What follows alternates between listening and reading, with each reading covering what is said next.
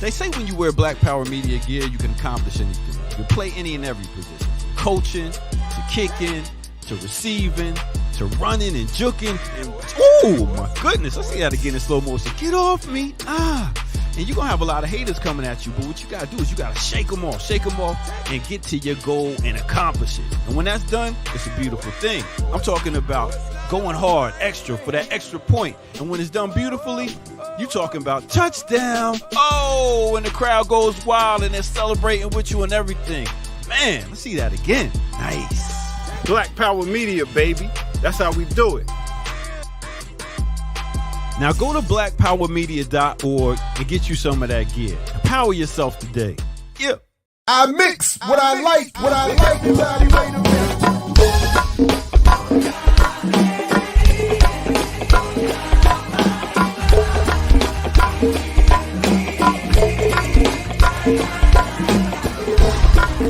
I mix what I like, what I like, what I like, what I like, what I like.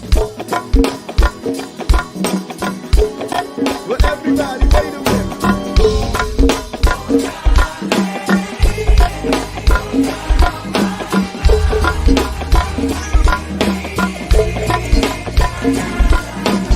I mix what I like, what I like, what I like, what I like, what I like.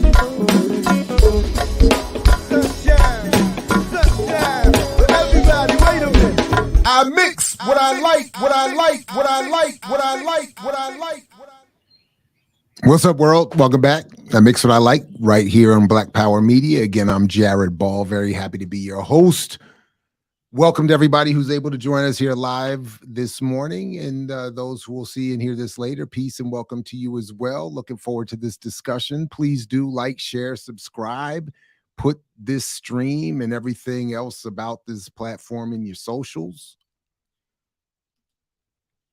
You can support in any number of different ways, and we are inviting more participation with the website itself, blackpowermedia.org, where you can get all your different ways of supporting materially or immaterially. Like, share, and subscribe for immaterial support. We welcome that. Anything beyond that, you can learn more about at blackpowermedia.org, where we encourage you also to go ahead and subscribe and all of that as well, so that you don't miss anything that goes on around here. So okay, again, welcome.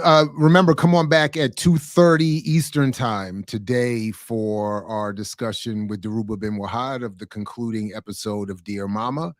And we're going to wrap it up as it is over. And it's over may have a variety of connotations yeah. So we'll look into that with Daruba at 2:30. So, but moving forward now, big shout out to, again, Josh and Aaliyah, who have,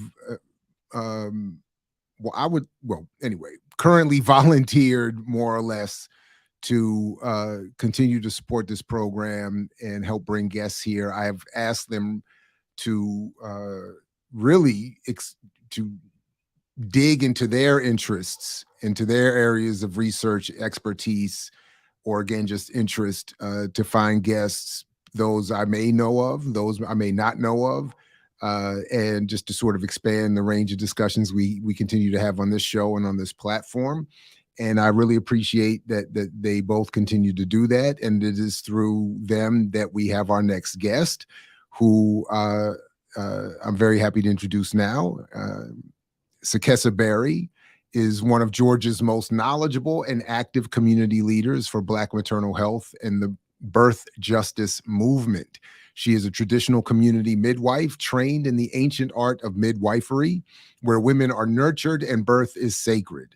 She is a loving mother to 4 children and a community mother to many. She believes that mothers are the first teachers to their youth and therefore at the center of nation building. Sekesa currently serves as the executive director of the Atlanta Doula Collective, and a link to her and her work is in the description below.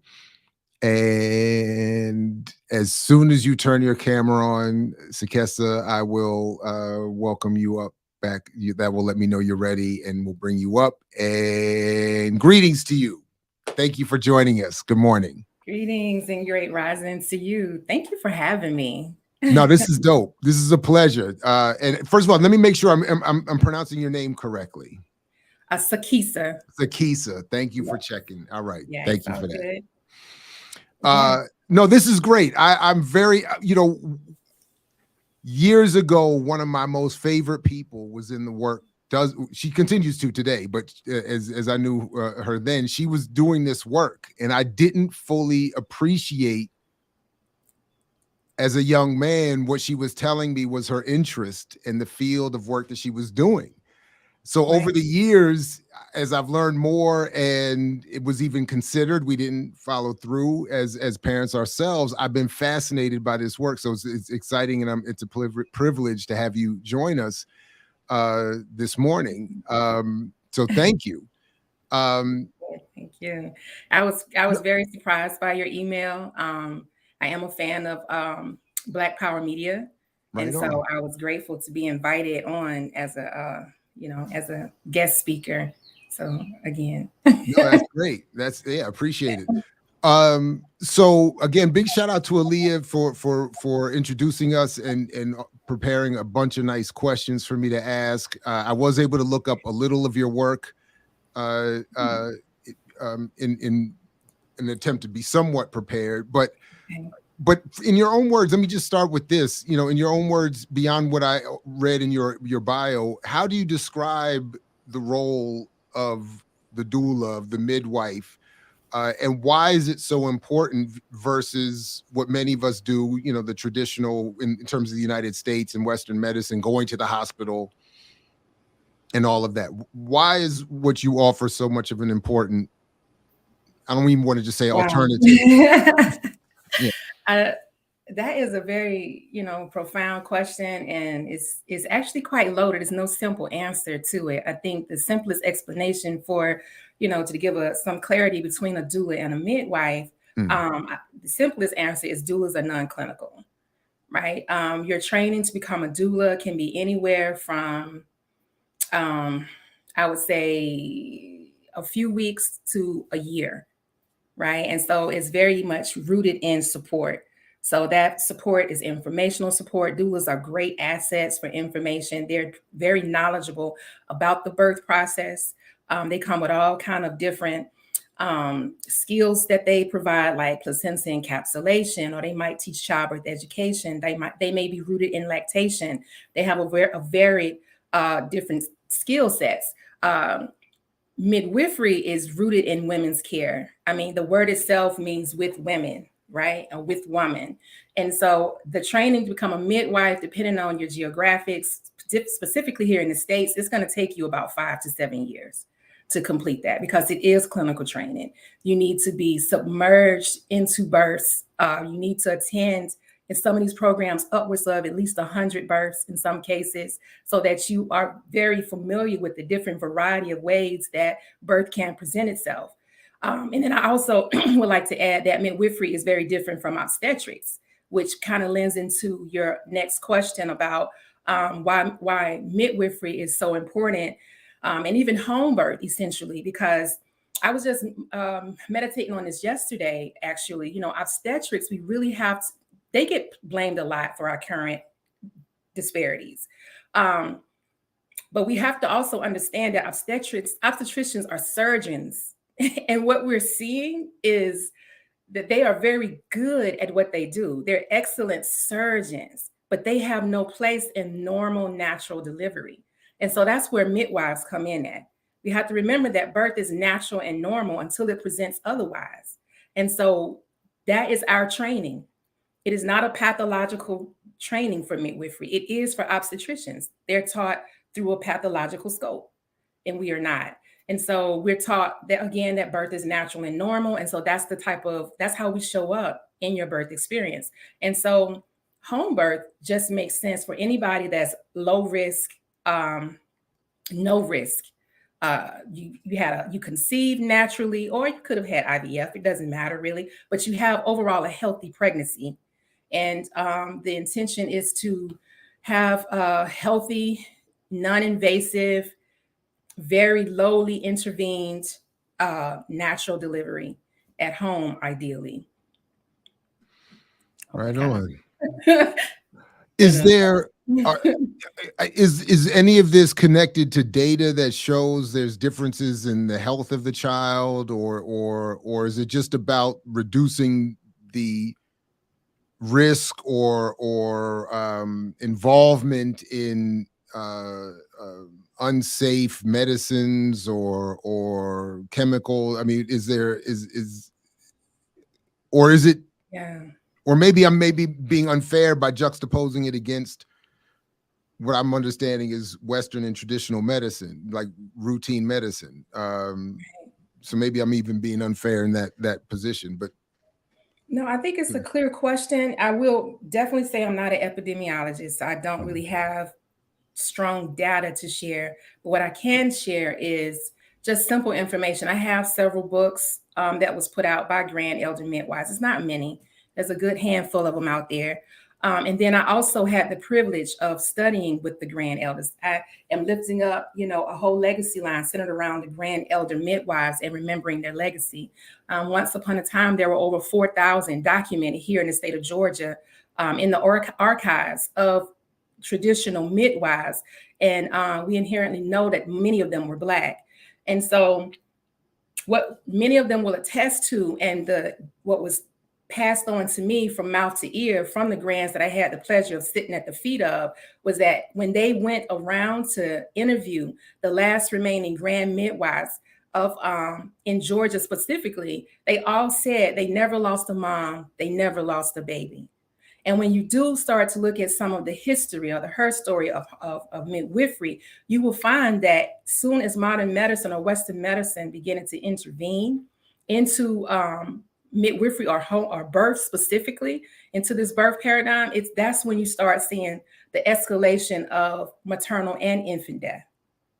And it's only getting worse, unfortunately.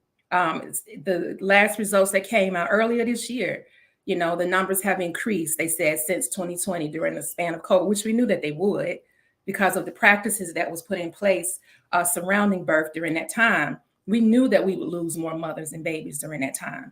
And so, I mean, the proof is in the pudding, right? I don't necessarily have the numbers or the statistics, which I'm certain are a Google search away. But ultimately, I can tell you with certainty that midwives, we're not losing mamas and babies at home because we offer a certain quality of care. We listen to our families. We listen to our mamas. We acknowledge, honor, and respect your pain. And that's the biggest thing that's being protested against in hospitals, specifically for Black women, is that they don't hear us when we say that we are in pain. And so I see this, unfortunately, even when I have to send families in, sometimes they send them home. We have to send them back because they're not necessarily, honoring and acknowledging that this woman sincerely is in some kind of discomfort. And then the negligent part about it is when they do finally honor it, and then we're dealing with a pulmonary embolism, or we're dealing with, severe hypertension, preeclampsia. They start to really see that there is a problem, but initially, or a hemorrhage even, and we're saying this is not normal. Go to the hospital, and the hospital's sending you back home. Yeah, that's where we are. Yeah, that's a lot, and that's wow. Wow. Can be. Yeah, wow. You mentioned you in passing mentioned the diaspora, and I was wondering if you could talk a little bit about where your work fits into work throughout the African diaspora. You know, is there a connected history and mission? You're talking about the mission trips that I've done? No, not specifically, but you can bring. I mean, I'm happy to have us go there. That was going to be asked anyway, but just in terms of the history and mission of doulas throughout the African diaspora. So honestly, even the term, when you look throughout antiquity, I'll even start with doulas. Doulas are very new, the name itself, right? And then so we had this whole span. In my first book, I kind of touched on it, how the word doula, the etymology of the word doula is female slave. And so we're in it now, right? It's like the president was talking about doulas just recently, I think a few weeks ago. So I'm sorry, what language is that? Where was that coming from? It's Greek. The Greek word means female servant or female slave. And so, when we first started, I think coming into this work as Black women, that was one of the things that we didn't sit well with us, right? We didn't come up with doulas. I think we can attribute credit to this organization called Doulas of North America, DONA. I know I was one of the first Black DONA certified doulas in the state of Georgia. And I knew this because of the website that they hold and the directory that's on it, or I used to. That's far behind me. That was in 2006. But they can be attributed credit for growing this doula career that we know now. They came out with the name, and I'm not certain where they got it from. So I'm certain, but I am certain of it wasn't intended for us to pick it up and move with the work, right? Nonetheless, we did, and here we are. And so when we first were researching it, it didn't resonate with us, clearly. But we were totally outnumbered. I would like to say that we were completely outnumbered. Like I mentioned, in 2006, I was one of the first here that I know of, definitely in Metro Atlanta, that was certified by DONA specifically. We were very few and far between. And so that particular career field, as the grand elders have told me, there was no need for that title because birth was community. And so when birth was community, you had the mamas, the aunties, the sisters, the cousins. It was considered women's work. And so women would rally around the birthing mother. You had the women at the church. You had your neighbors. Anywhere you had a pregnant mama, she had a village. And so I think as we begin to dissolve our communities and become transplants to these major cities, I definitely see it here in Atlanta. You lose that village and that connection. And so doulas are necessary. This career field becomes essential, really, in your care, because you don't have the women around you to guard and protect you and nurture you throughout this pregnancy. So that's really what doulas are, and that's where they came from. But midwives, again, throughout antiquity, when I tried to trace it back, the word is still very Eurocentric. It has always, again, when you look throughout the diaspora, especially in our African roots, you'll find that there was no name for what they did. She was the woman in the village, or there was really no name that you can attribute to the woman that was called on to catch babies. It was just woman's work. And so I want to say it's still very much that in some developing areas throughout the diaspora, midwives have a plight to face. In my experience, in my mission trips, I still see it as these developing countries attempt to keep up with Western medicine. It's very disheartening to witness because what you do see, or what I did see in the last trip I did was in 2016, and that was in Umbara, Uganda. And the next one I intend to do will be this fall in Zanzibar, Tanzania. So what I did tend to see in Uganda, and as well as when I did a trip in the Dominican, Santo Domingo, is women travel far. They travel very far to get to these poorly understaffed hospitals that are attempting to keep up with Western practices.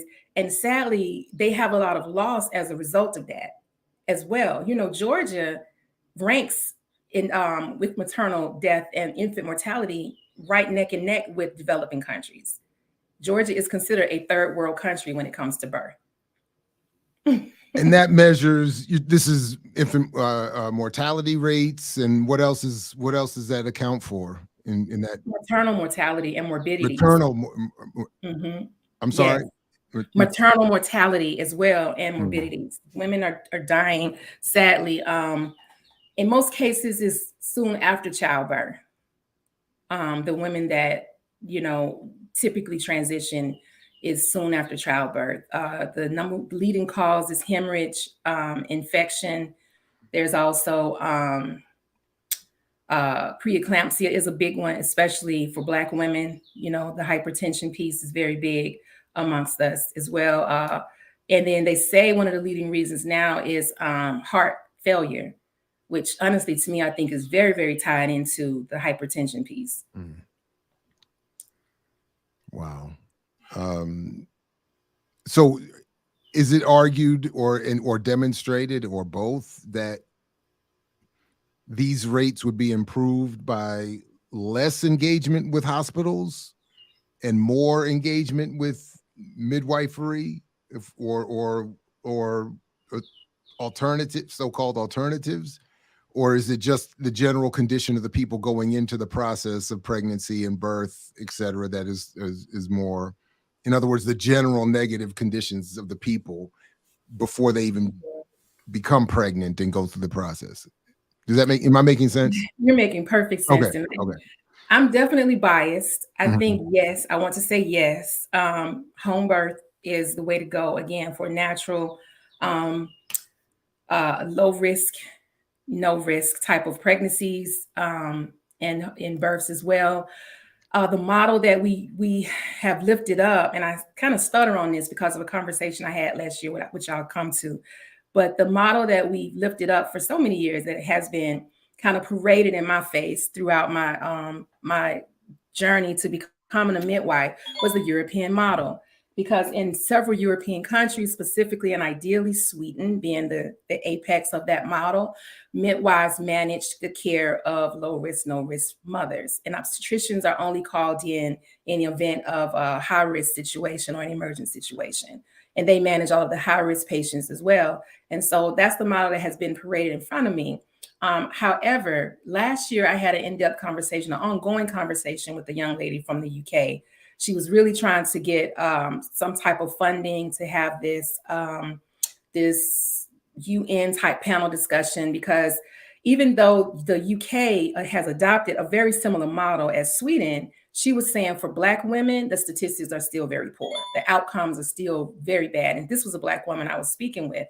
Actually, she was a student midwife in the UK at the time when she reached in, and that's what she was sharing. And it was it was staggering for me. I could not believe it. Again, I had been told this for nearly 20 years that Europe had the ideal model that we need to adopt here in the States. And so to hear that it was still racially, it still had these layers of systemic racism, intertwined in their model that, left poor outcomes for Black women. It just really broke my heart. It's not that I'm even in love with Europe. I don't want to make anybody believe that, but I definitely seek out a model that America can adapt that would help save the lives of birthing women here in this country. No, right on. So what brought you to this? Well, actually, before I get to that question, yes, let's come back to what you were talking about in terms of the mission work. What is the mission work that you're engaged in? Well, when I do my midwifery mission works, the first one really was a student, just to get experience that I know I would not receive here in the States, right? It's, most of the families that do solicit home birth, especially pre-pandemic, were what we call granola crunchy folks, right? They tend to be very healthy. They're thinking outside the box. They were usually the first in their family to even want to have a home birth for generations, right? And so they're unique. They were the unicorns, And so when I had an opportunity to do my very first mission trip, it was really in the capacity of a doula, to be more observant of how birth was managed in those spaces. And there was also an exchange. So we brought many supplies here. That was part of your gifting. But to have that experience, you had to bring 2 50-pound bags of medical supplies to donate to the hospitals that we were working in. And so there was definitely that exchange, great relationships. I actually keep in touch to this day with some of the providers that I met in that hospital as well. So ultimately, it's an exchange of teaching. The next time I went to Uganda, there was definitely an exchange. I learned from them. We were knee-deep entrenched in the L&D unit. There were some nights where the midwives that ran the unit would tell us, I'm going to bed, y'all just handle it, and call us if you need us. Here's the number for the OB, call them if you need them. And, it was an opportunity to, again, just really be engulfed in experiences that as a traditional midwife specifically, I would not be privy to here in the States. I'm not allowed to work or practice. I don't necessarily like the word practice. I would say service in the hospitals because of my credentialing. I'm not a nurse midwife, right? So I am learned through apprenticeship model. We also call that the direct entry model of midwifery. And so those pathways in most states are not allowed. They do not allow us to work in hospital facilities. And so it felt, very validating, and it felt good to be a peer amongst other physicians and to be looked at as such. And no one cared about our titles. They knew we were just here to help. And so it was just a great learning experience to work with so many different families and to understand that there was a serious language barrier, but the language didn't matter because the people understood that we were there to help. And so there was just an instant trust that was formed with all of the families I know I specifically serviced and worked with. And I think there was a great appreciation for the cultural exchange. Again, those are some physicians also that I keep in touch with. And one has been trying to get me to come back and do some trainings for his midwives and staffs. I would say over the last 3-4 years, just I have to commit to it. It's all. Yes. So to the extent you haven't touched on this, what brought you to this work, and why did you feel it was necessary to create the ADC or Atlanta Doula Collective? I hear you. Just very passionate about it. For me, my story is a little different. So interesting. As a child, I knew what I wanted to do. I knew I wanted to help women have babies. And it was kind of fortified by the Cosby Show, right? On the Cosby Show, I don't know if anybody remember, Bill Cosby was an obstetrician. I had no idea what an obstetrician was. I just knew that he helped women have babies. And I was like, that's what I want to do. And when I went away to college, I found out real quickly that is not what I want to do. I do not want to be an obstetrician. I don't want to be a surgeon. And so fast forward to the birth of my second child, it was actually her father that suggested that we have a home birth. And I was clueless. It's like, that's not a thing. What are you talking about? You're having a home birth. And so we did solicit a midwife to provide that service in South Carolina. And I actually found the midwife right back then. That child of mine is 22. I found her in the white pages. When we had the yellow pages, there was no Google. That's where I found her. And she took insurance, believe it or not, which is huge because in Georgia, we cannot accept insurance. And it was just a whole new world was opened up to me. And instantly I started training with that specific midwife. Even then, I had this goal of being the first Black licensed midwife in South Carolina. And that was only 20 something years ago. And I think they still maybe only have 1 or 2 to date in the state of South Carolina that are licensed. But nonetheless, moving forward into my doulaship and the doula work, as I mentioned earlier, I became a doula in 2006. And from 2006 upwards to when we first heard about this crisis in 2016, I was literally in Uganda when the CDC first released the statistics of Black women dying at 3 to 4 times greater rates than any other race in this country from childbirth. And oh my goodness. So myself and another midwife friend of mine, we were the only 2 there from Atlanta. When we returned here, we started convening with other midwives, specifically Black midwives, because we felt like this, we were the target of this narrative, right? So we started convening and discussing what could we do to change these outcomes. And me, honestly, Jared, I'm a doer. It became very political for me in the space. It was several meetings, several convenings and conversations, and it just was, I felt like we need to do something. And so that's what I did. I started to galvanize women who were doulas, who I knew were doulas, or even trying to become a doulas. And so the Atlanta Doula Collective actually started as an on-call program. It was an opportunity for new doulas to get some training, because that was one of the plights I heard many times in the 10 years that I had been a doula. Several Black women specifically were not able to sustain in this work. I had seen them come and go. I was fortunate to be able to have a job working for WIC where they were understood that I was also a doula, and they compromised my schedule in order to attend births. That wasn't, the reality for many, many women. And so I saw so many of them come and go and not able to sustain. And so with this program, we was able to help them at least get attend the births that they needed to be certified. And then also it was an opportunity for the providers that I guess I should give some background and content to it. The program was on call, and I set it up with 2 midwives and an OB practice. And I let them know that I had this on-call calendar. And if you have a patient in the L&D in real time that you feel can use a doula, call me. And so I became the official dispatcher. And so they did, and it was working phenomenally. They would call me when they had someone that needed a doula. And these ladies on the team were volunteering. This was all 100% volunteering in 2017. And so in that first year, we serviced collectively over 120 families. It was growing really quickly. At the same time, understanding it came with the light. The more families we touched on, I started to understand the liability of such a service that we were providing. And so with that, we grew into a nonprofit and just became a directory. Now we're more of a directory, and we operate more within the framework of the law.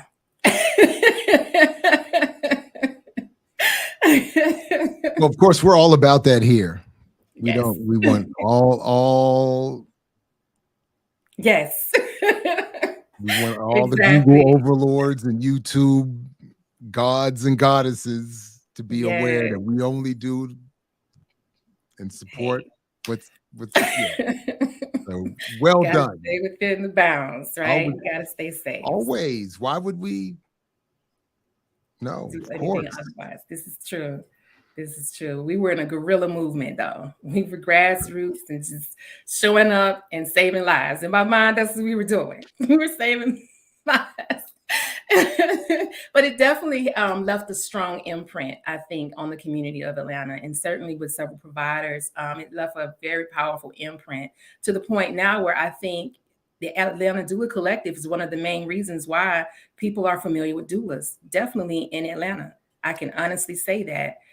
We touched on, specifically the Black community, because we were not looking for doulas. I promise you, it was not something that my mama can do that. My auntie can do that. That was our mindset, and not really valuing the expertise of what a doula could bring to your experience. And now there's a completely different narrative. Families are actively seeking out doulas. And again, I credit some of that popularity to those women who just put on their gorilla boots and stepped out and started. No question. I mean, all jokes aside, much respect. I love it when people can demonstrate unsanctioned support for each other. So I love that.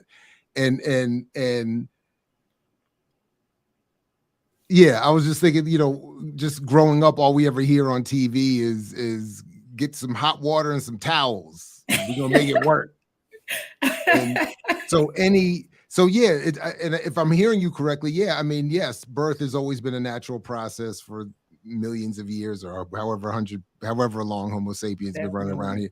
But that doesn't mean that there can't be some expertise applied to the process, and we can't improve on some things over the years as well.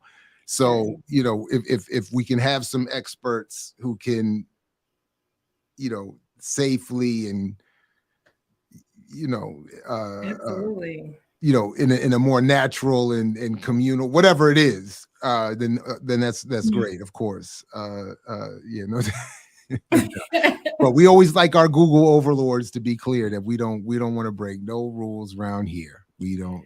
Right. Around here real quick. So some of this you've touched on already, but definitely would be interested in hearing you talk more about. You know, because as I was reading, even in the title, this birth justice movement. Yes. That this is a reproductive, you're even described as a reproductive justice organizer. So, you know, in that vein, can you outline some of the main causes of Black maternity crises that we're facing? And then maybe more than what you've said here, what are the solutions that you propose? Well, you know, the core root really is systemic racism, right? And so I sadly do not have the answers for how to fix that. Ultimately, I am seeing more money, philanthropy being ushered towards scholarships and trainings and other organizations that are Black female led, that are in the birth justice work and also RJ work. Reproductive justice work. There's a lot more opportunities now, I think, for one to become a birth worker in whatever capacity that you feel, whatever pathway you find that resonates with you. But I honestly think it's education. Education is the core. We give too much credit to not only just Western medicine, but definitely for the obstetrical field. Obstetrics is very new. It's very new. It's probably about 200 years old. It's very, very new. When you consider human beings on this planet, it's very new. And it's mind-blowing to me that we can send a satellite into space and pinpoint its exact location, but we still can't tell you exactly when your baby's going to be born. I mean, that's huge. So many things in obstetrics is a guess. And people are looking for this exact science, but we have to understand that it is not. Everything about it is a guess, is a framework of guessing. From vaginal dilation, we're guessing. It is not an exact science. We don't know how many centimeters you are. You can't even see what you're doing. It is an educated guess of what we're doing. We don't know exactly how much your baby weighs with our ultrasound technology. We don't know. There's several pounds margin of error, depending on how many weeks you are, associated with our educated guess. And this is why women can have a scheduled C-section thinking they're having a 10-pound baby and the baby's 7 pounds or 8 pounds, right? So we have to really understand first and foremost, that obstetrics is truly still growing. It's an infant in its development. It has ways to go, and in its own arrogance, it will not. That's just this country. In its own arrogance, it won't look to these other countries and these other places that do have good outcomes, because they want to be the winner. They want to be the one. They want to be the model that everyone else follows. And so there again, going back to understanding the necessity for educating yourself, I do encourage people to hire doulas. Hire a doula, because doulas are so knowledgeable and they are community resources. They are connected within their community with people that can help you navigate your pregnancy healthily and safely. I think those are just some of the smaller low-hanging fruit that we can reach towards. So, but like, what is your elevator pitch in terms, like, what is the quick line you say when, or would suggest be said to, or in response to women who are saying, it's my pregnancy, I want to go to the hospital. I don't want Well, no part. what women want is the drugs. We want that epidural. And I will promise you, I say about a good 60 to 70% of my home birthers want an epidural. I've even had them ask me, well, what medication do you bring for pain? Your shower, your bathtub, this birth pool you want to get into, right? We have such a strong fear associated around birth. And then we have to also accept that, here in the West, we practice fear-based medicine. It definitely is happening in the obstetrical world. Most of them have never even seen a natural childbirth. And how can you appreciate or respect something that you're not familiar with? Of course, you're going to have some residual layers of fear. There are nurse midwives that come to us in order to shed those coats of fear before they start doing home birth, because they're so riddled with it in the hospital setting. And so, yeah, we run to that hospital. That's the main reason. We want the drugs. Give us the good stuff. Come on, dope man, push me up. put it in my veins. And I've had women say that. And I don't judge anyone, right? You got to meet people where they are. I get it. Everybody is not a home birth candidate. I go through a whole Q&A with families in the interview process. While they're interviewing me, I'm interviewing them to see if you even are a home birth candidate. So the home birth is not for everybody. I totally get that. This is where your doulas come in at, because they can be your companion and your advocates in that hospital setting. Okay, I see. Yes. Yeah. And then you can always choose a nurse midwife in the hospital. You don't have to select an obstetrician unless you're high risk. Yeah. No, I raised it with our first child. I said, I've heard some good things about, home birth, and my wife was like, Yeah. And to be fair with the first, it was our first child was she was in labor for, it was like 18 hours, I think, something like that. And I was, certainly in no position to challenge the decision. Right. But so but I was curious, but I love that response. I appreciate your response, because there is no one. I was curious, what would the one line be to get someone over that concern? And there really isn't. You need to have a whole conversation, and as you said, a whole conversation. Discussion.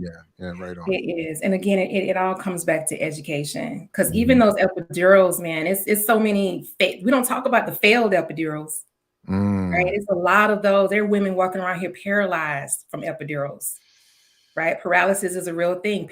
Some people die after having an epidural. And so these aren't the pieces that they want the public to know, and so we've run to this thing like it's going to save us from birth. Birth is a rite of passage. There's no easy way. And I tell women that's my elevator spiel. There's no easy way to get this baby out of your body. There isn't. C-section, epidural, that unmedicated. It's a rite of passage. You're going to have to go through it. The only easy way is to adopt and just don't get pregnant at all. That's the line right there. That's the t-shirt. The only easy way, adopt. Put it on the back. Yeah, I hear you. Oh, wow. Exactly. It was. All I could do was watch. It just, what do I do? Like, where do you want me to be? Like, where do I stand? Like, I was just, it was, but you're right. It was. Whew. Yeah. And I wouldn't doubt, I'm just judging by the, the silver you have in your beard. Oh, yeah. Do you know if your father went to your birth, or anyone, any of your siblings? So that's a good question. The only story I have about my father was, I was born in 1971, and the version that I got was that he wasn't even allowed in the room. Exactly. So he was out in the hallway giving out cigars, this traditional, and then the joke was that because my last name is Ball, they gave out little cards that said we had a ball. That's too cute. But yeah, no, he wasn't. And then my mother's, her thing was always, I made a specific demand not to be given any drugs. and they gave her some anyway. And all she remembers is she never got over it. Her whole thing has always been, I woke up and you were on my chest, and she was furious. So she missed the whole thing.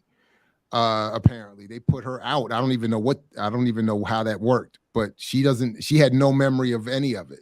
And she was furious. So she wanted the unmedicated version, and they made her. Apparently she didn't even have a choice. So I get that. Sounds like twilight sleep. That was an era they're practicing as well. You said twilight sleep? Yeah. Yes, they were in. Sounds like an era when they were practicing with just different kinds of drugs. But with that, women would wake up with these bands on their arm, these cuts into their arms and legs, because they would have to strap them down to keep them from hurting themselves. I do not recall the cocktail that they fed these women, but that's exactly how it was. And you would stay like that. This is another reason why they didn't want the fathers in the room. To see their spouses strapped to the bed in that way. And then, of course, the baby would be born. And then once they wake you up, you don't even know what happened, but you would have women would have these whelps or whatnot on their arms afterwards. And so, the reason I asked you that was you're probably most likely the first generation. It's only been about a good 40 years or so that men have even been allowed, especially in the South, in the L&D room. Right. Yeah, I was born in DC. I'll be 52 this year. So Dixon in that age range. So you're saying, so people born right after me basically was when the father was just being allowed in the room. Yes. And that was due to this modern age movement of white women. And they were pushing for they wanted to come out of those drugs. They didn't want to be drugged. They wanted to be awake, like you said. To receive their babies. They didn't want to be medicated at all. And so there was just this movement in the 70s, but that didn't necessarily apply to us, right? So again, still in the South, men a lot of times weren't even allowed in the L&D room. And the reason that's significant is because I always use my brothers as an example. My older brother was the first. He's same age, he's 50, in a generational line of men that ever came to a birth. As a result, both of his children's mothers had C-sections, right? And then I look at my younger brother, he at least had my older brother to lean into and give some kind of advice for that day. And so as a result, his children's mothers had vaginal deliveries. And I think that definitely plays a part in just how men are confident at birth. Because my daddies show up. And then a part of that as well is I've had so many men tell me how they're spoken to and how they're ignored. That's a better word for it. They're ignored in the obstetrical offices. They act like they're not even there, if they're even allowed in at all, especially since the pandemic. Some of these offices are still only allowing just the pregnant mother to come in. And so dads can't come in at all. I've had many fathers hear the heartbeat in person for the first time right here in my living room on the couch. What? Because they're not allowed to go in. And so they're more engaged. I hold space, and this isn't the model. Don't expect this from every midwife, but I hold space for 2 hours for my clients. And we sit and we talk. That's questions and answers. That's relationship building. That's a lot of educating. And so dads get to build a strong rapport with me as well. They get to build their confidence, get all their questions answered. And so on Labor Day, they are phenomenal. They show up and they just really rock out. They are not moving in ignorance or fear in any way. They understand the process. They understand what's happening, and they're fully engaged. Most of them are fully engaged. Some are just trusting, and they go into their man cave. They come back. The baby here. Oh no, I was in all. I mean, we had a friendly, Panamanian woman doctor, so she was bonding with my wife over that. Like, we had a nice little, and I was in all of the everythings. But I still felt like, and excuse if any of this noise is bleeding into the mic, but this is just me. Yeah. the instruction was, I think, solid. Probably not as good as what you're talking about, because we never had. There's no 2-hour meetings with doctors. No such thing ever. 2 hours maybe in a total collective of weeks. Yeah, right. But I still. So it wasn't that I wasn't prepared. It's just that I wasn't prepared. So I was just in the room, like, just amazed at the whole process and just trying to follow instructions and not get in the way. But shout out to the fathers that do better than that and go through whatever you're offering and are maybe a little more. The only thing, and I did want to ask about the umbilical cord, because the only thing that I regret not advocating being more involved in was that ceremonial cutting. How does that work in these, like, when you're saying these fathers are more involved, do they get involved at that part or yeah? Yes. I wish I would have done that. Yeah. I tell them that's your job. You cutting the cord. Some of them want to catch, and I'll do what we call a four-handed catch when in certain spaces, when we can. But definitely Dad's job is to cut the cord. If he's there, definitely I want him to cut it. And we do delayed cord cutting. And that's for those families that cut it all. Some families don't cut the cord. Really? And wait for it to fall off naturally. It's called lotus birthing. Yeah. And so that goes into more spiritual and metaphysical. After the cord has stopped pulsating, there's nothing else transfusing. There's no more physical benefit. But I explain that to my families, and I have a few families doing it right now. They just don't want to cut the cord at all. They're going to let it fall off naturally. And so they keep the placenta in a different bag and with all these herbs and salts and things on it to help it, dry out. So that's a whole nother side of home birth. I did want to ask you about that actually, because so first of all, I appreciate that you do all of that. Although I just don't have the requisite self-confidence to, like, because I was like, I was very happy I was there. Like, right. I'm ever present, but I was very happy to have others do the catching, do the cutting. Like, yes. I wanted to, but I was like, maybe I should just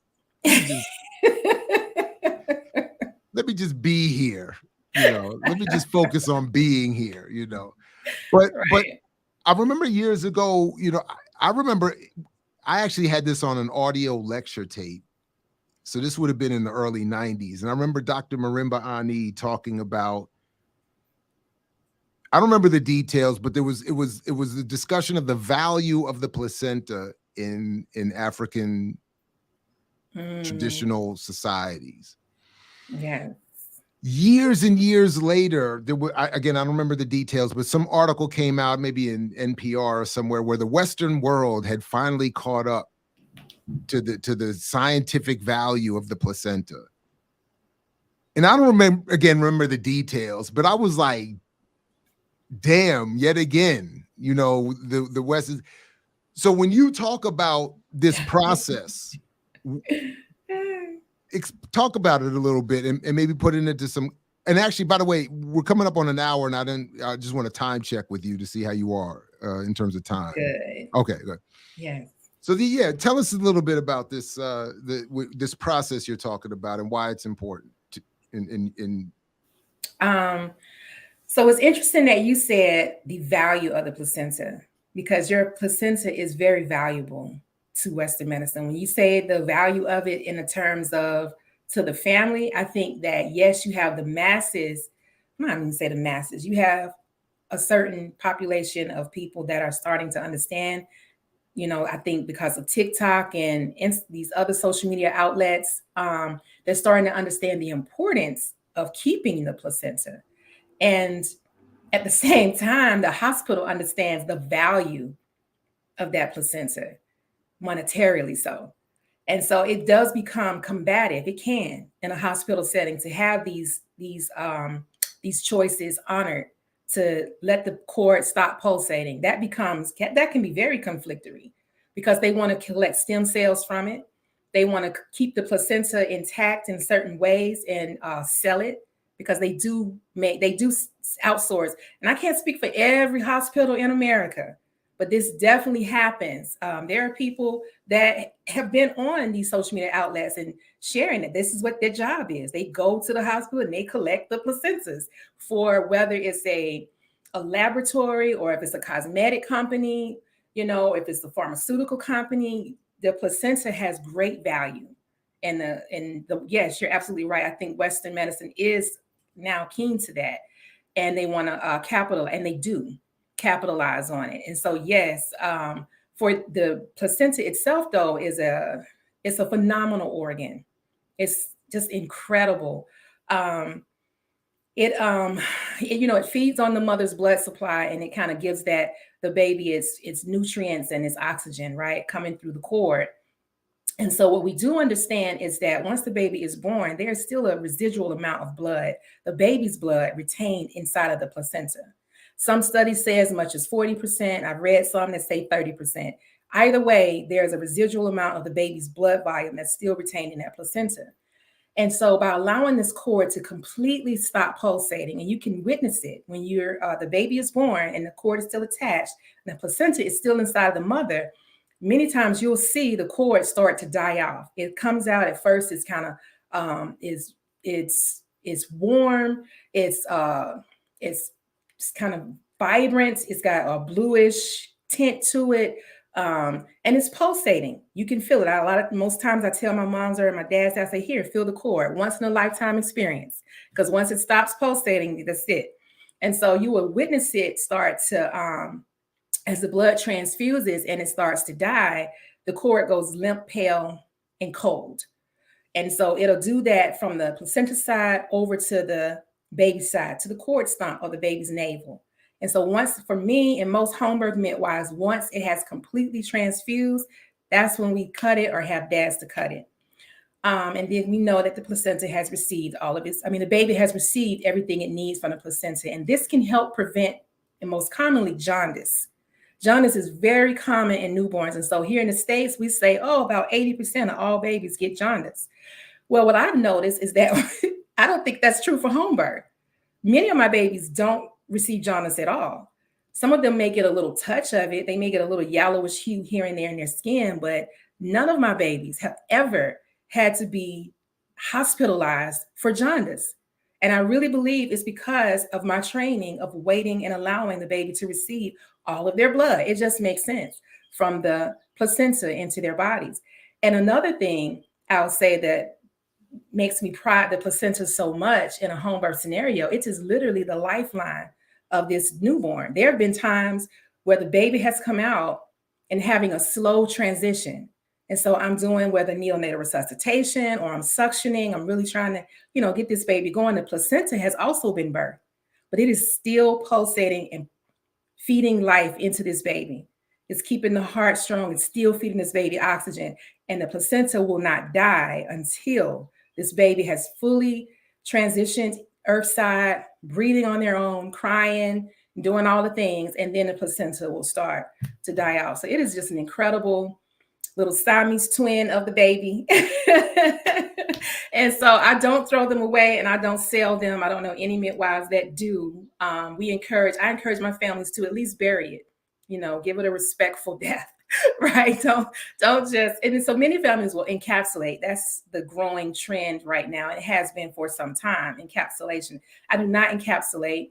I do believe in the benefits of it. I have had families to tell me, mothers specifically have told me they may have dealt with some postpartum mood disorder in their first or second birth. And then now they want to prevent that, or they dealt with some low milk supply, whatever they feel like their issues were in previous pregnancies. This time they want to encapsulate to avoid those things. And as a result, they have better outcomes with their milk supply or their mood. I didn't eat mine. I couldn't tell you how, if that's a placebo effect or if it's real, but anecdotally, it is totally revitalizing to the mother from what the people, report after that do take it. Wow. Thank you for that. it happens throughout the platform, but I think to her credit, Coco has been leading us in some revived discussions about nationhood, nationalism. You've talked about your work as part of nation building. How do you define or conceive of nationhood and nation building? In other words, what does that mean to you, and how does your work factor into that? I think because there's so much empowerment given to the family that solicit home birth, right? People that select home birth, if they're not already on a pathway of living a healthy lifestyle, they adopt a lot of healthy practices as a result of trying to have a home birth, because you're going to have to. You don't have a choice. You want to do this at home, you got to eat a certain way. You can't be doing all the hot wings and the Chinese food and all these high salty things. You really have to adopt a healthier lifestyle. You got to get acquainted with your produce section, drink more water, eat more fruit, all of those things. And I'm sorry to interrupt, but do you get involved? Do you ever get involved with couples in advance of a pregnancy, in preparation for one? Because that was a big step. Without being prompted, we sort of took before conception. That is a variation of fasting, of diet shifting, of cleansing, of sort of trying to get rid of the hot wings in advance of not eating them during the pregnancy. You know what I mean? Like, do you all take? I'm sorry to have cut you off, but do you all take that step? Yes, you do have midwives that center that more, I think, so than I do. I have more inquiries about it, and I refer out. And it's really just because of the time I really don't have the time to. Preconception is important, and I want us to even get to a space where we're doing, I call that intentional conception, even, right? It's very, very important. I want to see us as a Black community as a whole start to do more preconception. It's so interesting. I'm a sidebar thought. My 17-year-old, I was talking to her yesterday, and she was sharing about some of her friends and a conversation that some of her friends had that are from two-parent households. And she said, the people, seems like my friends from two-parent households there's more conflict when they ask the parents a question or to do something, because one parent is on board and one parent usually is not. And she was like, I don't understand that. And so we had a whole dialogue about it. I found that very interesting. But her answer was so simple. She was like, well, it seems to me that people should really discuss what their parenting would be like before they have a child together. Oh my God. That's what I was trying to roll off screen, because, but I'm sure babies change things. They do. And a lot of what pre-baby discussions contain doesn't transfer. But that's hit a soft spot. So it's sometimes you try to do and then the babies get here, and then as I'm sure you also know, and I definitely misunderstood this. It's not just the two parents at times. Sometimes, some of us are underparented. Right. And then some of us are maybe overparented, and the grandparents are involved, and the great grandparents want their 2 cents on everything from clothes to hair to makeup to earrings to dresses to food. Yeah. So you set rules here, but then they go to grandma and that plate. Yeah. It's not a reflection of your parenting. No, I hear you. That definitely was my that definitely happened for us. And similarly, that was an explanation. I said the way I was raised, my father just defaulted always to mom. What did your mother say? That's how he did it. He didn't get involved. This is, what did your mother say? But yeah, to your point, the preconception, I think, is very important. And I would love for us as a community to just start doing that more. I think this younger generation, to some degree, they are starting to do more planning on the front end before, you know, you just, oops, I got pregnant. I just got pregnant. I know I planned this pregnancy. And I think it shows up a lot different when you do take the time to cleanse your body, to heal your body. I don't think we consider how impactful pregnancy is on a woman's body. It robs a woman of so many key nutrients, specifically calcium and irons, and our proteins, our zincs, everything is just robbed. And this is why pregnancy can look very ugly. You can lose teeth, you can lose hair, your nails get brittle. And a lot of that is a result of just being malnourished. You know, they say most of the world is malnourished. We don't eat properly. And so this is why your prenatal vitamins are so important. But if you can start those things preconception wise, you know, you will have a more, I think, robust pregnancy, more healthy pregnancy. And in terms that'll be shared with your baby as well. But as far as those preconception conversations and holding space for that, I don't necessarily center it in my practice, in my services. I refer out usually, but I do get inquiries for it. No, but I mean, the point about intentional pregnancy, I mean, to the extent that you can do it, it's yes, it's very helpful. Oh my goodness, yes, and spacing them out, mama, space them out. Like, give your body time to recover. I say 2 to 3 years at least. Give your body, and that's at least 2 to 3 years. Give your body time to recover, to replenish everything that you poured into this baby. And that's the benefit of breastfeeding, though. Countries that have extended breastfeeding upwards of 2 years tend to have pregnancies spaced out 2 to 3 years. As a result of, we don't. So a lot of these mamas end up pregnant again in 6 weeks to 3 months, especially during the pandemic. I had so many families to repeat within a year. I was like, y'all really got to get out the house. Get out the house and do something else. Oh man, I can't even. I didn't even have to do it, and I can't imagine that. Why? Like that's too soon. Take a break, like you say. You need a break. Yeah, the baby not even 1 yet. The little baby's like 6 months. 6 months, and we pregnant again. I saw that. Oh, that's repetitively. That just feels like so much. Oh, that's a lot. It's a lot. It's a lot on the mom's mental space, the couple as a whole. Just is very, now, very yeah. I mean, obviously, all respect to the mothers, but you know, it is a collective. You know, when we fathers are around, like it's a it's a collective thing. It's a lot of like, you know, obviously it's not the same. I'm not at all suggesting that, but it wasn't like I was just in some, I don't know, non-existent floating around like nothing was happening. It's like a whole household family experience. I mean, it's, you know, absolutely. If she's not sleeping, I'm not. I mean, if you know, anyway, it's, you know, so yeah. And especially if you were a nuclear family, like we talked about earlier, right, where you're a transplant to another big city or something, and you don't have the village, you don't have grandma, auntie, cousin around to help, and it's just you and she, and y'all are trying to make it work with all these little people.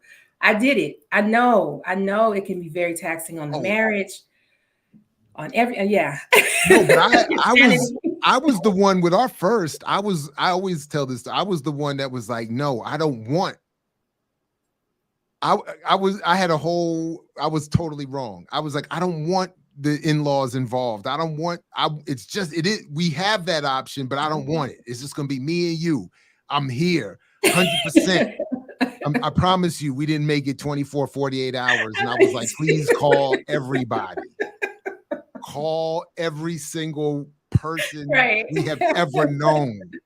It is a family affair. Get everybody. Like, you know, call all of the greats and and I mean, it was, and as soon as they got there, I was like, it's a lot. And I get it. And I could see, so the more, absolutely, the more help, the more people involved, and all of my fears around, because I kept feeling like it was all projection, but it was like, I don't want them to think I'm not there. I don't want them to, you know, I don't want my children to think I'm not there. I don't ever want them to look up and I'm not there. But there's an overboard with that too. Like they're not gonna forget you. Nah. When they see grandma, they know you over there. It's okay. They do. And you know, one of the things I find from several of my moms from the continent, I can't speak for the entire continent, of course, but specifically more so the West Africa. I've spoken to and worked with several moms from West Africa, and even the language of how they speak about their baby is I rarely hear them say my baby. And I'm talking more so about the first generations, right? The ones who are still learning English. You know, they say, this is your baby. Hey, come see your baby, hold your baby. And it's so fluid in their language. And that's how you know it's not tribal or community. This is just what it is. This is how they talk. And what does that do for the mind shift? When you look at this baby that you're holding as not just my baby, but it's your baby. Right. And so it puts the accountability on the community. You know, I just wanted to lift that up because that's another way I think that we have to work on with the way that you were thinking initially. Like you didn't want anybody. I hear that and I see that, especially in my younger, more innovative couples who, you know, and I was that person. I really was. You know, I wanted to eat different, live different, talk different. You know, my natural hair, all the things I wanted to do. And I just felt like none of my family could support that. And I was so wrong. It was very isolating.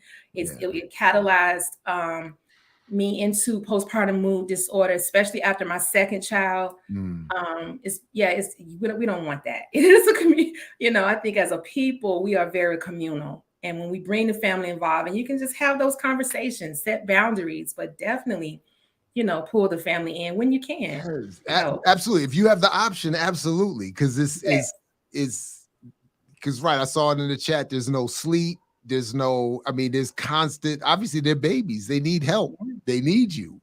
And sometimes, you know, even the mother's like, my goodness. Yes. Can I have 5 minutes? You know?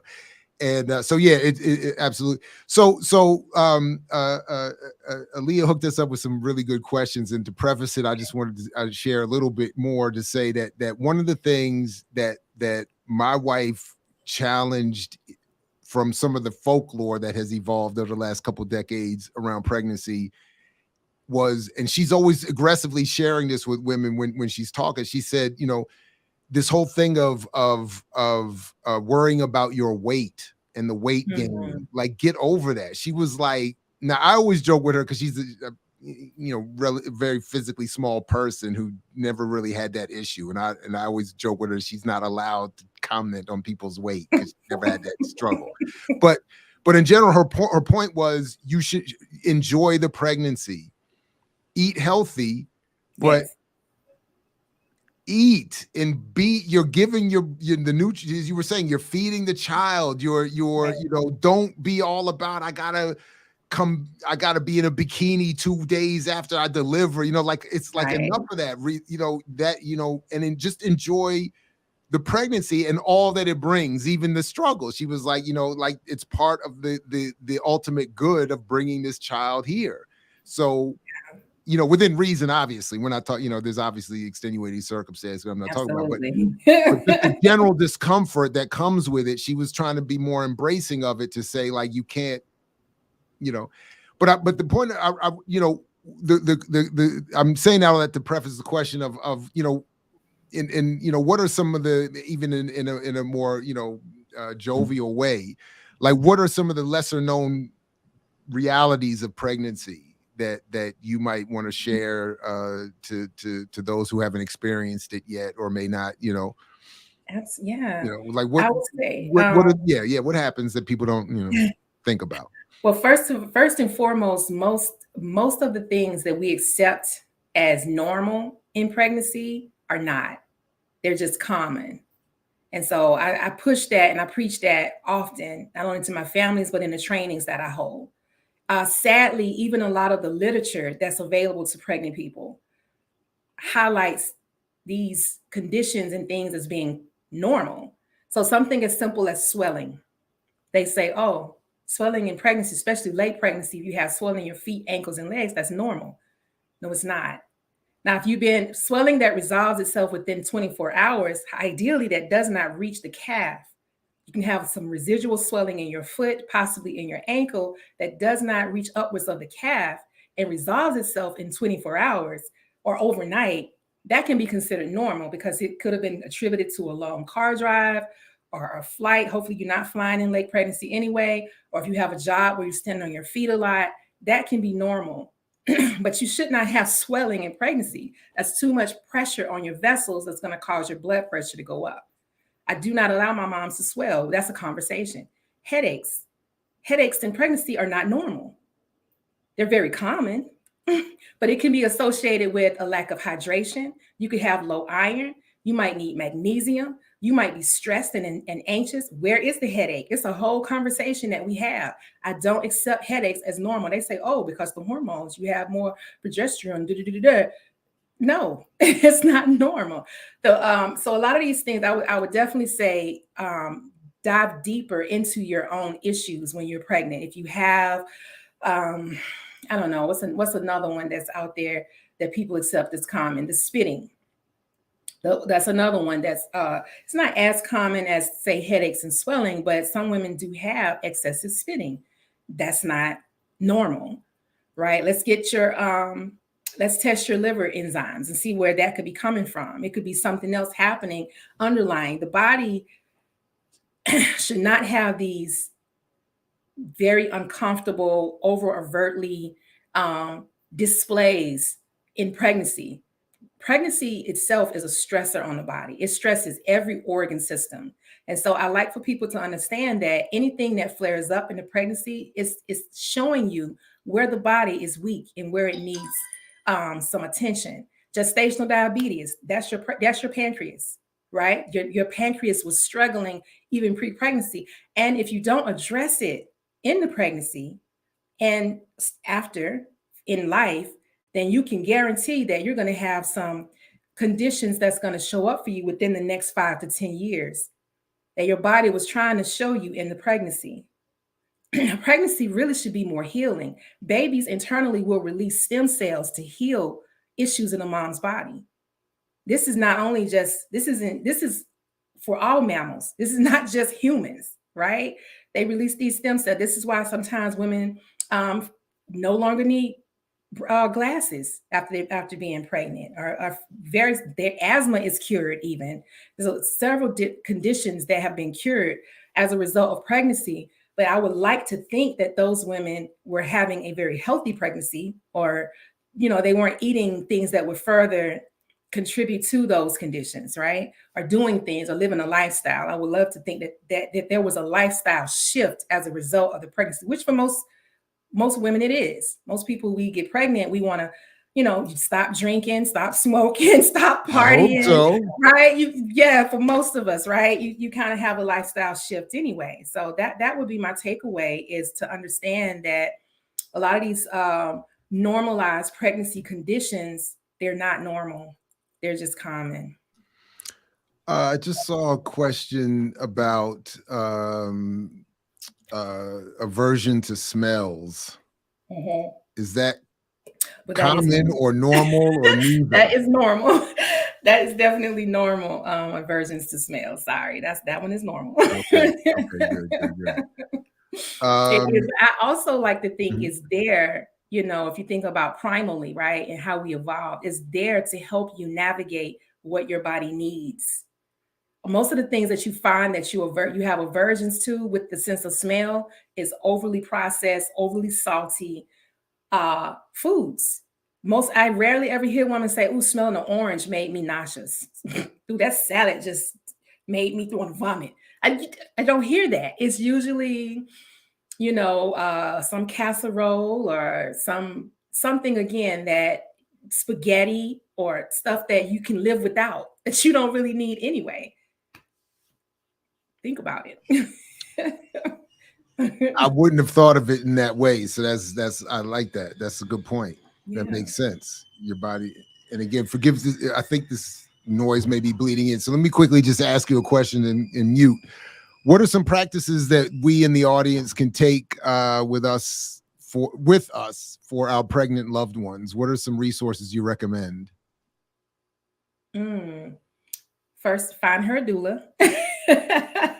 In the community, definitely find her doula. Encourage her to have the tough conversations with the provider, right? A lot of times we become loyal. You have an OBGYN for a reason, right? They start out as your gynecologist and then they become your obstetrician. The gynecological practices might be very different from their obstetrical practices. I've had families or mothers that had a similar loyalty. And then when they start talking to the OB side of that person, they learn that they don't agree on a lot of things. They don't agree on how they want to labor and birth, even in a hospital setting. This provider might want you to be restricted to a bed, strapped up to all the monitors, induce you on a certain date. Any of those things, just have those tough conversations. Ask them, what is their C-section rate, right? And what is their unmedicated vaginal delivery rate? Not to say that that's something that she chooses, but she has options, and understand what those options are. Start treating your obstetrician like buying a house.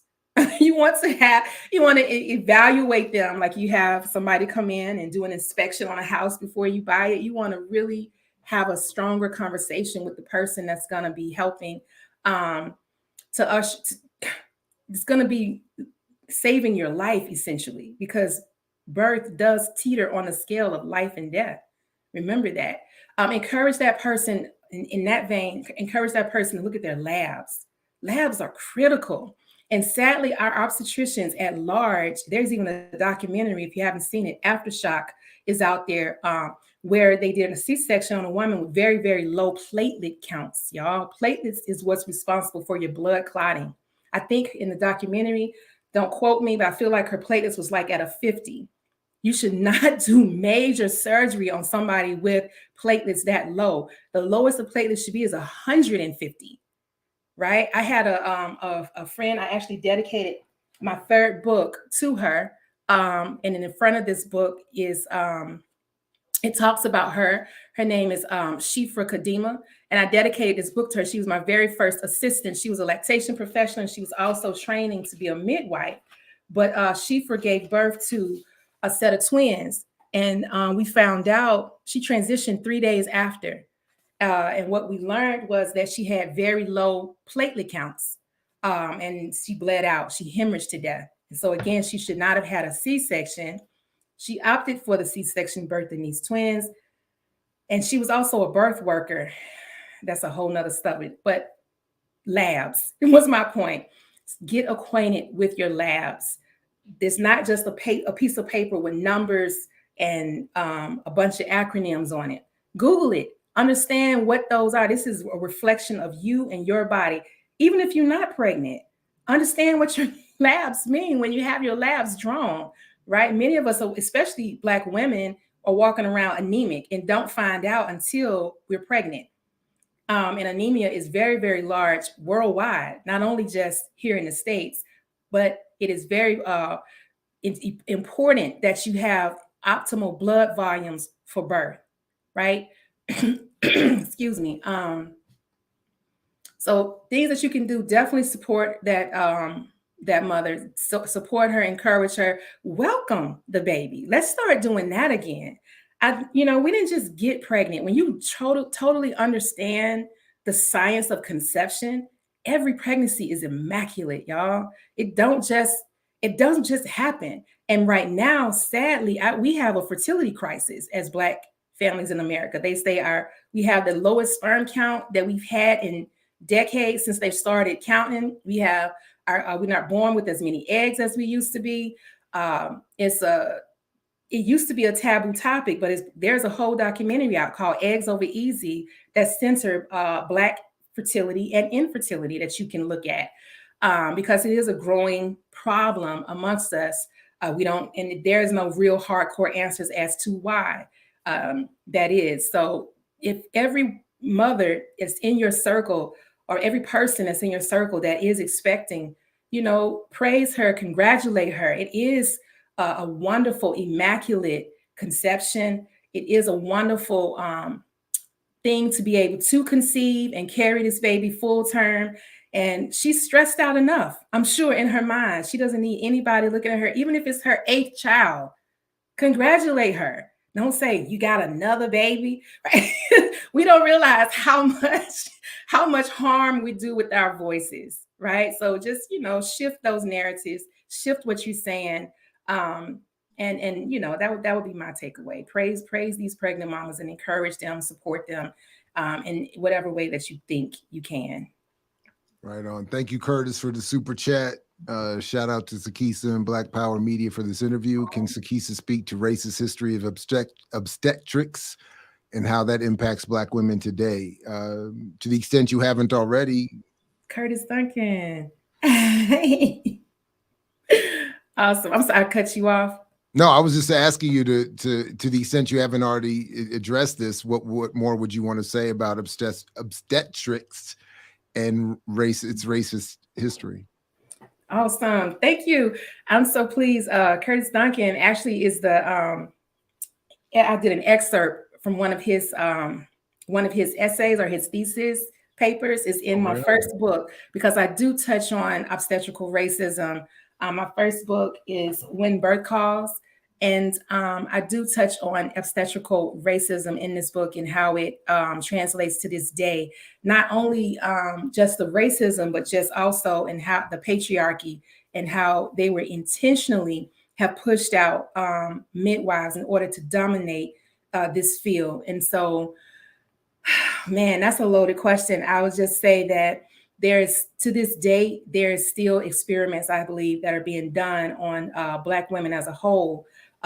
For obstetrics. As I mentioned, it's a very young infant practice, right? It's science, at least. And, they used to, there's a great book called, Medical Apartheid? I think that's the name of it, where they talk about how they used to perform C-sections on unanesthetized women. And again, just a lot of these different tools and techniques using forceps and a lot of the different tools that they developed over the years, they use them on us unanesthetized. And then many of us died, as you can imagine, as a result of these horrendous practices that were performed for well over 100 years. And so sadly, like I said, to this day, I do believe that a lot of the things that we see, even with the epidural, I mean, when I first received the epidural with my first child, it was debilitating. I couldn't move. I couldn't move my legs. It was paralyzing. And that was a normal epidural, right? I could not move my legs, let alone feel the sensation of push. From the waist down, I was numb, right? I could touch my skin, of course, but as far as the sensation of having any kind of contractions or feeling like the need to push, I couldn't do it. Now, fast forward, I would say at maybe 2010-ish, somewhere in there, they have what's called the walking epidural, right? Where they don't want you to walk with it, but you can at least feel, you can move your legs around. It's not as paralyzing. That's just an example to show you how it's still being tested. It's not perfected. And as I mentioned earlier, they don't even tell you about all the side effects and all the things that can go wrong with epidurals. So yes, the impact of what has happened to us over the years and pushing out the grand midwives have been very intentional. They started out by identifying who you were in the communities, and then they first eradicated over a half. When I mentioned it was 4,000, over half of them were pushed out just based on being illiterate, right? If you couldn't read, then you automatically could not be a midwife. And then from there, if you wouldn't follow their rules, which was, they used to have bag checks. This is right here in Georgia.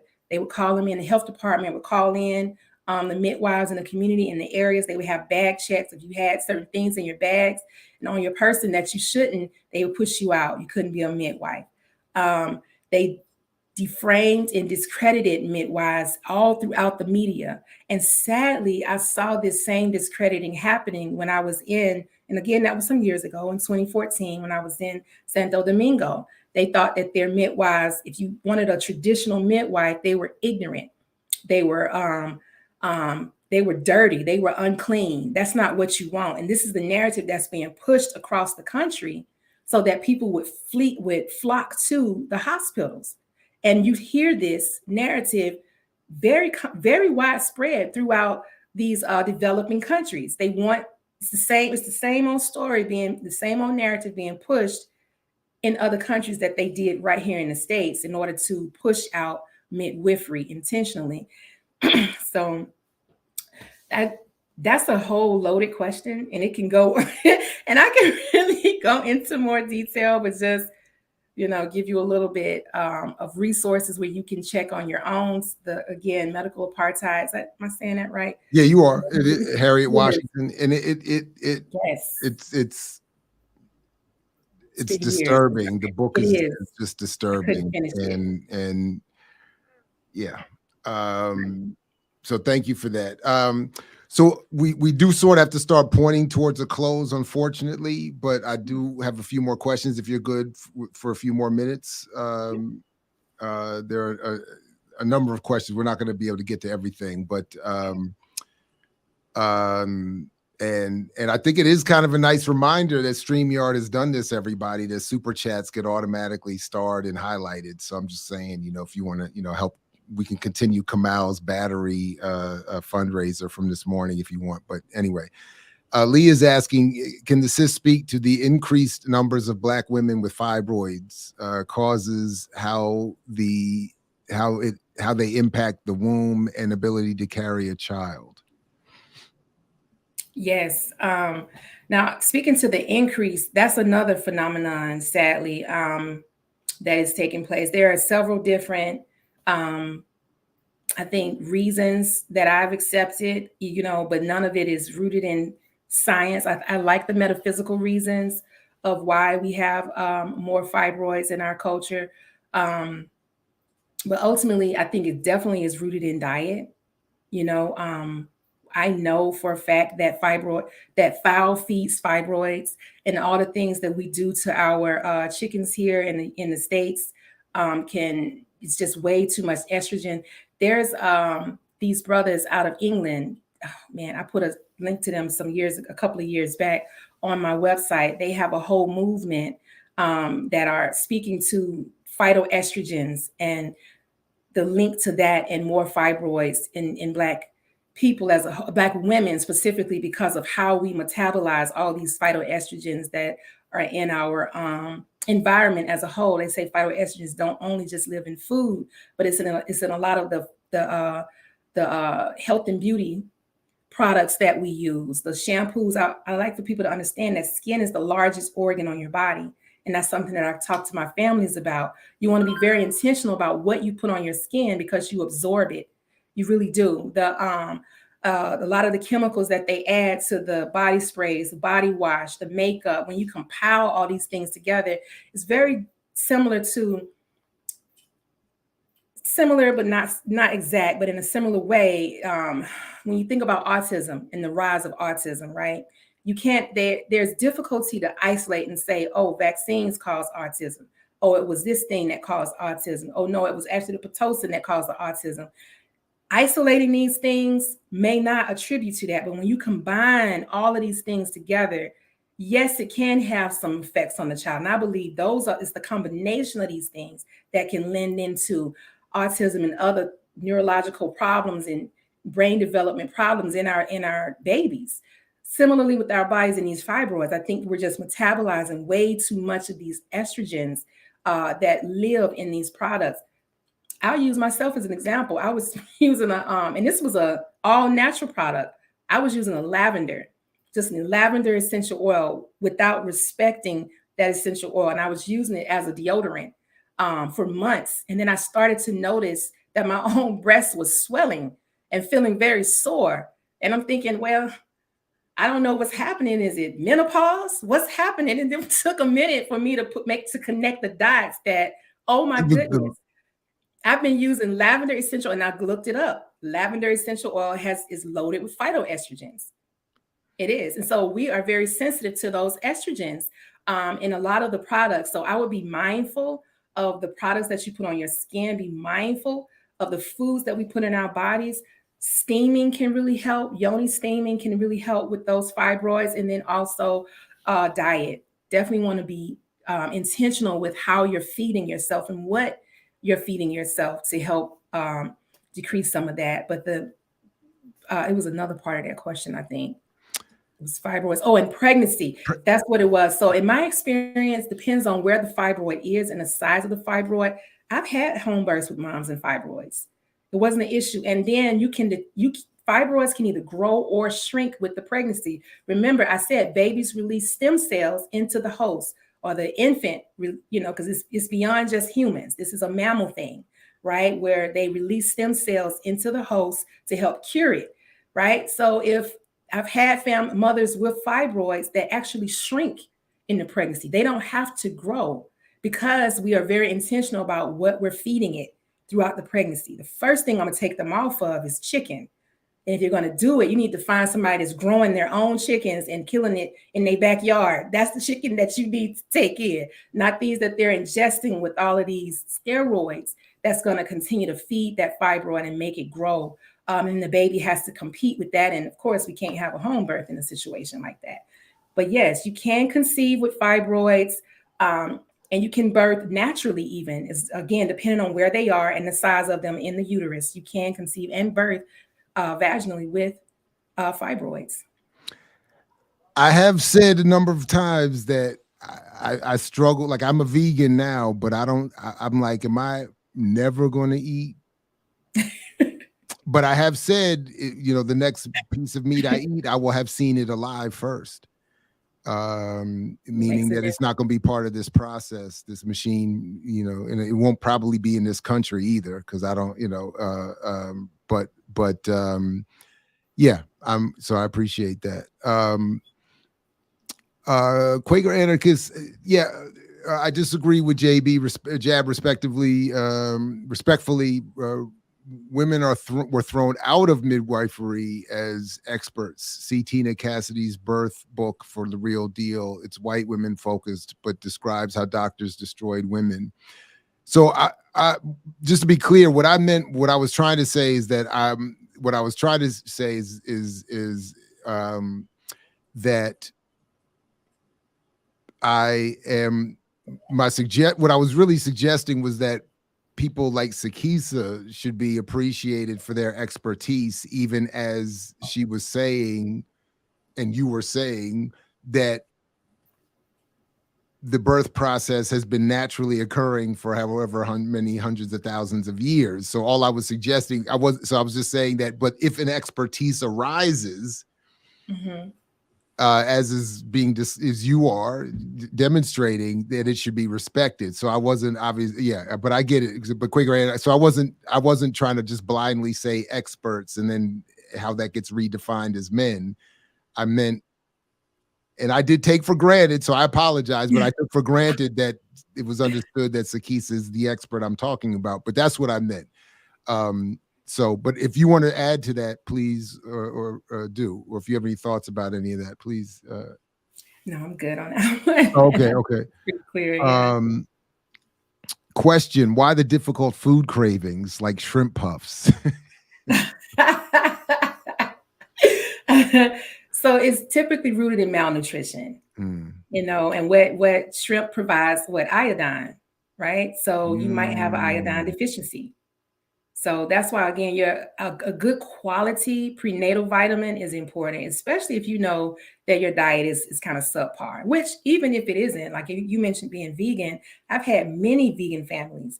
Unfortunately, the soil in America is robbed, right? So you still are going to need to get your nutrients from somewhere. You're still eating a lot of these colorful, beautiful foods that many times, if you're not sourcing them from like a locals farmer's market, like we talked about the chicken or the whatever, that's growing it in their backyard. I had a family that is farmers that gave birth about a week and a half ago, and they gifted me some of their collards and kale and turnip greens. Oh my goodness. The taste, y'all, it was just so good. And it's because this brother sources his own manure from a horse ranch, and he's really, really, hands-on with the agriculture, right? So if that's not you, and I know it's not me, that is not my lifestyle. I would love for it to be at some point in this lifetime, but right now I don't have the time for it. Then you need a supplement, and you need a good quality supplement, especially in pregnancy, for all the reasons we mentioned before, because it's robbing your body of so many nutrients to grow this baby. And then you want to make sure that it is a plant-based supplement, because you're talking about the bioavailability of the nutrients within that supplement, and your synthetic forms of supplements, they just don't. You're usually gonna excrete it out, right? You're not going to absorb it. So when you have a high quality, go ahead and invest in it, pay a little bit of extra. Don't go and get no Flintstone vitamins, pass those on the shelf, right? Go get you some good quality plant-based supplements. Not hitting on the Flintstones. You'll be surprised. Right? Yeah.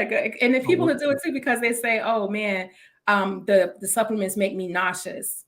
But when we get one that is higher quality, we don't see that. And again, it's because it's highly synthetic. I'm gonna use this example and I'll leave it. Iron is a great example. Iron supplements. Many people are prescribed iron in pregnancy. They usually are prescribed a ferrous sulfate iron. It is the most synthetic form of iron that you can put into your body. And as a result, women get constipated, they get headaches, they get indigestion, because your body is struggling to process this synthetic thing. And you're only going to absorb probably less than 10% of it. And what do? They'll just give you more of it instead of giving you a better quality iron supplement, right? You don't want to do a ferrous sulfate. You want to find one that's more plant-based, maybe a chelated iron or something else. You don't want to use that one. Thank you for that as well. Yes. Thanks for the super chat. Can she talk about an opt-out of the birth certificate? Does this? Yes. So for my home birth families, I don't force them to file for a birth certificate. In the state of Georgia, you're not required to file for a birth certificate. They do provide the application online, and you can print it out and turn it in to your local health department if you so choose. So that's a choice that my families have. I try not to go back and forth with families on that choice. Some of it is religious based. Some of them are connected to other nations. For example, the Moorish nation or whatnot, and they prefer to do a certificate of live birth as opposed to a birth certificate. I've never done one. I don't have the insight on how to go about it. And I'm very transparent about that with the families that I work with. I simply will, tell them their choice, right? Which is that they don't have to file in the state of Georgia. They're not required. I will say, just to be cautious, just cautious yourself. If you choose not to have a birth certificate, I understand. I was in that mindset at one point in my life as well. I was not going to get a birth certificate. My first home birth, I was like, oh, wow, this was so natural. Nobody knows she's here. And, this is my baby. And I don't have to report her to the government. It can affect their travel, though, and getting a passport. And so I have heard that you can just get a passport and bypass a birth certificate if that's what you choose to do. Again, I don't know how to go about doing that. But again, I would check the laws in your state. In the state of Georgia, you're not required. You're highly recommended to file for one. My only humble 2 cents on this, and I actually it's weird. I just watched a deep dive video essay on the patriot and birther movements that is actually international, started in the United States, but is international at this point.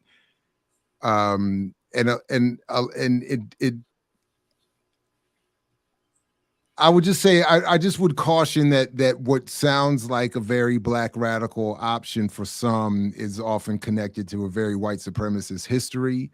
And I don't think that necessarily needs to be the battlefront people engage right away. I think it can cause an unnecessary set of problems that many of us are not positioned to deal with, where some of these white supremacist groups have options and resources that Black communities don't have. But just my 2 cents. But do your homework, and I appreciate your response to that as well. And I really do appreciate throughout the discussion where you've been very clear what is and is not your expertise, and I think that's important. Like it is. YouTube can make us all turn into experts on everything, so it's important to outline what I just don't know. But anyway, got another question here. Any suggestion for aspiring birth workers? Is the midwife track worthwhile? Why or why not? Yes. Coincidentally, I just had this conversation yesterday. A young lady reached into me, inquiring about being a midwife, and she's struggling to find her pathway into midwifery because there are several. And again, that depends on the state that you live in. I absolutely say yes. Please, we need more midwives, period, but certainly more Black midwives. At last count, we were outnumbered like 50-1, something like that in this country. And that's so, the irony to that is, when you go back just less than 100 years, I would say as far back as the 40s and the 50s, we were very robust in numbers all across this nation. And so with very intentional effort, as I mentioned, they have slowly pushed us out. When I first decided to do this work, I was in school for a nurse midwife. I wanted to be a nurse midwife, but I quickly saw, because I was also a doula at the same time, and so when I was providing doula services in a hospital setting, and I quickly saw that's not where I wanted to be. I did not want to work in hospitals. I wanted to uphold the traditional practices of midwifery, as so many of those did before me. That's just my passion and where I stand. But no matter what title or what pathway you take, I think you are greatly needed. I would like to say we're at a state of emergency for Black families. We really are. It's so unfortunate that, they're killing our men in the streets, with all the police brutality. Every other week you're seeing something. You can't even knock on a door nowadays. That's so sad. And they're killing the women in the hospitals. They're coming for us in all the ways. And I don't want to be antagonistic, but it's hard not to be when you see these numbers constantly increasing, and they say they're doing something, but I don't see it. That's, again, my guerrilla movement. I talked about it in 2017. And so to that, yes, please, if you have the capacity and the bandwidth, this work isn't easy. I will be honest. It's a lifestyle. Birth work is if you are a midwife or a doula or an obstetrician, it is a lifestyle. Obstetricians, I want to say, have more control over their lives, possibly, than doulas and home birth midwives specifically, because we're on call for a window. They have backup and these other structures in place to kind of fit their lifestyle. They have days when they go to work and days when they don't. When I'm on call, I'm on call. And I can go out, I can, leave the house at any time of the day or night, whatever engagement I'm at, it doesn't matter. When you call me, when birth calls, you have to go. So there again, if you have the bandwidth to stand in this gap alongside us to help secure Black lives, then please, by all means, move forward, take a training. There are so many doula trainings all across the nation. As I mentioned earlier, several organizations, especially right here in Georgia, have received funding to teach people for free. Like, you don't have to pay for the trainings to become a doula specifically.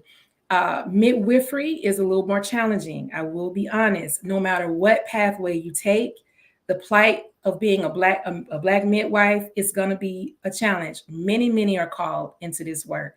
Few will stand and actually execute. And that has been done strategically and intentionally. But I feel like the more we grow in numbers, the easier it will be for us as a whole. I see the young ladies that are coming into this work now, even though they have their plights and they're valid, Minds were different. And so as a result of, I see more of them now because it's not as bad. That's if I can coin it that way, to become a midwife now as it was when I started in 2010.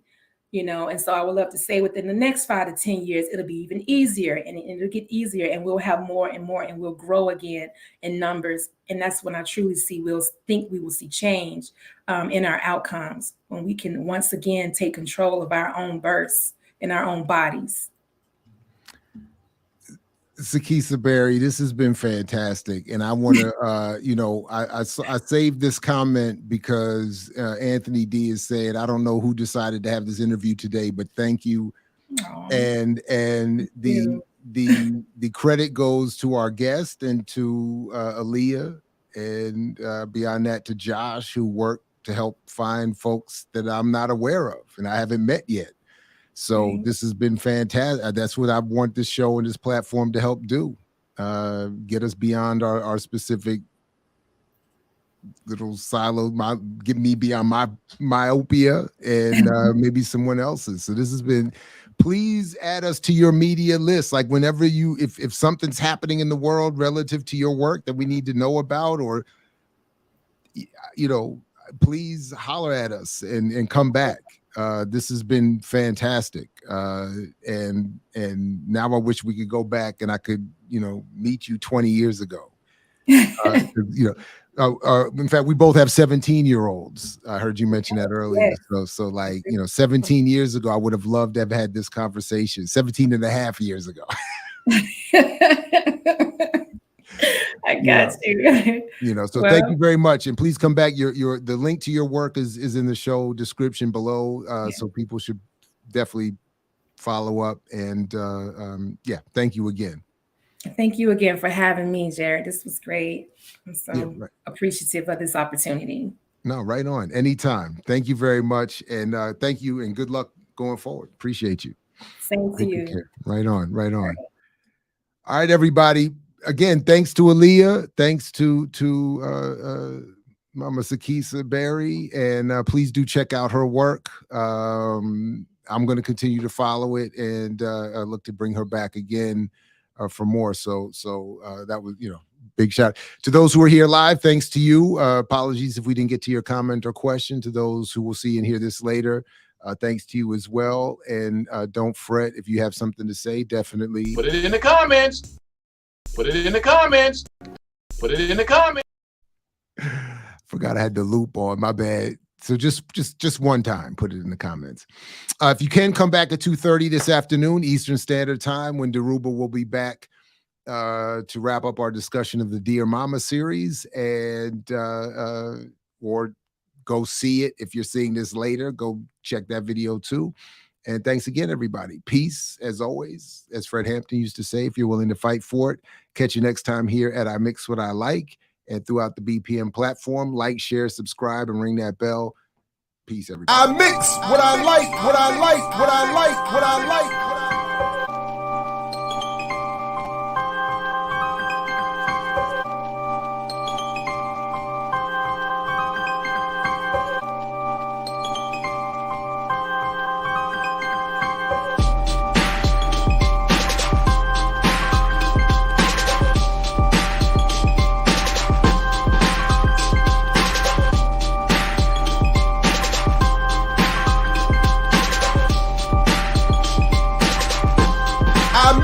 What I like, what I like, what I like, what I like.